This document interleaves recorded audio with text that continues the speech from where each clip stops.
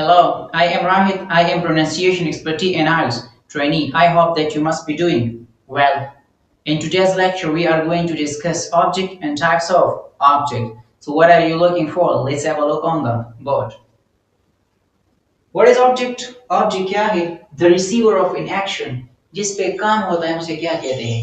Object कहते हैं. Are the part of a sentence जुमले का वो हिस्सा that receive जो receive करे effect असर of subjugation. जुमले का वो हिस्सा जिस पे subjugation क्या हो असरअंदाज हो हम उसे क्या कहते हैं? Object कहते हैं. For example, he eats उन्होंने खाया an apple. एक एप्पल एक सेब. इस जुमले में ही क्या है? सब्जेक्ट है और यही क्या कर रहा है? कुछ काम कर रहा है. वो काम क्या है? ईट. और ये काम किस पे हो रहा है? एप्पल पर. तो एप्पल क्या है? ऑब्जेक्ट है. और इस काम का असर किस पे हो रहा है? एप्पल पर. Another example, I call them. इस जुमले में सब्जेक्ट क्या है? I है. लेकिन ये I क्या कर रहा है? कुछ काम कर रहा है. वो काम क्या है? कॉल करना. लेकिन ये काम किस पे हो रहा है? them पर. So them is the object of the sentence जिस पे काम होता है. Not object can be noun or pronoun. Object noun भी हो सकता है और pronoun भी हो सकता है. For example, apple it is noun and them it is pronoun. Okay, the question is then how can you recognize an object in the sentence? कि आप जुमले में object को किस तरह पहचानेंगे? So there are two possibilities. Number first, there is a formula, एक formula है, and that is SVO. S का मतलब है subject, verb, and O का मतलब है object.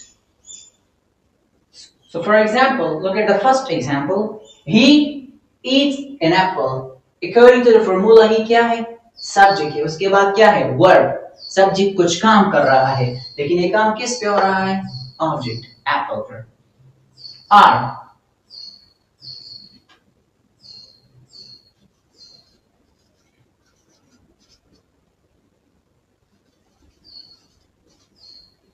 There is another possibility, and that is if the object of the sentence is a thing.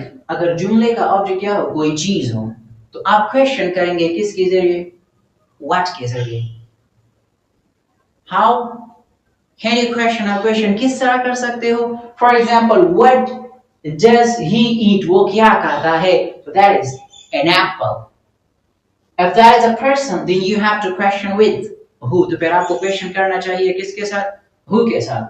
For instance, who do I call? मैंने किसे call किया? So them, and them is the object of the sentence. Types of object. There are two types of object. Number first, what is direct object? Direct object क्या है? Receive an action directly, जो action को directly receive करे. और जिस पर subject का action directly असरअंदाज हो में से क्या कहते हैं? Direct object कहते हैं. For example, Sana writes a letter. इस जुमले में subject क्या है? Sana है और Sana कुछ काम कर रही है. That is right.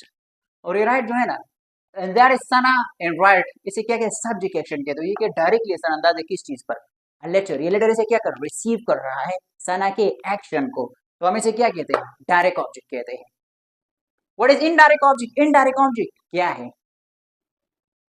इंग्लिश में ये इट इज टू सिंपल कि डायरेक्ट ऑब्जेक्ट को आप किस तरह रिकॉग्नाइज करेंगे? जब भी कोई नॉन और प्रोनाउन वर्ब के बाद आए और नॉन फ्रेजिंग क्या कहेंगे? डायरेक्ट ऑब्जेक्ट कहेंगे. जो यहाँ पर क्या है? लेटर आया. लेटर क्या है? नॉन है, direct object. But in case of indirect object there is a little skeptical. यहाँ पर थोड़ा सा शक व शुबहत है because most of the student make mistake right here. बहुत से स्टूडेंट यहाँ पर मिस्टेक करते हैं कि वो वर्ब को देखते हैं और उसके बाद जो है इसे क्या कहते हैं? डायरेक्ट ऑब्जेक्ट कहते हैं. But that's not the case. So look at indirect object. Receive an action indirectly. जो एक्शन को indirectly receive करे हम उसे क्या कहते हैं? Indirect object कहते हैं. और benefit from direct object. जो डायरेक्ट ऑब्जेक्ट से क्या ले? फायदा ले. For example, Sana writes him a letter. अब इस सेंटेंस में क्या है कि सना ने उसको एक लेटर लिखा. वर्ब के बाद क्या है? him है. बट ये डायरेक्ट ऑब्जेक्ट नहीं है क्योंकि सना ने पहले, हम किस तरह पहचाने? क्योंकि सना ने सबसे पहले क्या लिखा था? लेटर लिखा था. तो सब्जेक्शन किस पर असरअंदाज हुआ? लेटर पर. लेटर ने उसे रिसीव किया और लेटर किस पर असरअंदाज हुआ, हैम्पर। सो रिमेंबर इट कि वर्ब के बाद जब भी क्या है दो ऑब्जेक्ट आए, दैट इज क्योंकि इनडायरेक्ट ऑब्जेक्ट क्या होता है, डाई ऑब्जेक्ट होते हैं। तो you should not be confuse with that case, आपके साथ कंफ्यूज नहीं होना चाहिए। क्लियर कि ये क्या है, ये डायरेक्ट ऑब्जेक्ट है, नहीं ये इनडायरेक्ट ऑब्जेक्ट है। क्योंकि अगर आप एग्जांपल को देख ले कि सना राइट्स हिम अ लेटर, तो सना ने सबसे पहले क्या किया था, हिम को थोड़ा नहीं का, सना ने सबसे पहले लेटर लिखा था, किसको, उसको। तो सना एक्शन सबसे पहले किस पे रिसीव होगी, लेटर पर असरअंदाज होगा। लेटर किस पर असरअंदाज होगा, हैम पर। सो हैम क्या है, इनडायरेक्ट ऑब्जेक्ट है, एंड लेटर क्या होगा, डायरेक्ट ऑब्जेक्ट होगा। There is another example, they made us a cake. Can you figure out direct and indirect object, क्या आप इसमें पहचान सकते हो direct indirect object, it's so easy. देखो सबसे पहले क्या किया, उन्होंने हमारे लिए केक बनाया, हम इस तरह कहेंगे नहीं, they made us a cake. So they made, उन्होंने पहले क्या किया, केक बनाया। तो केक क्या है, ये डायरेक्ट ऑब्जेक्ट है। तो सब्जेक्ट डायरेक्टली असरअंदाज हुआ किस पर, केक पर। और केक किस पर असरअंदाज हुआ, अस। तो अस क्या है, इनडायरेक्ट ऑब्जेक्ट है, दैट इज।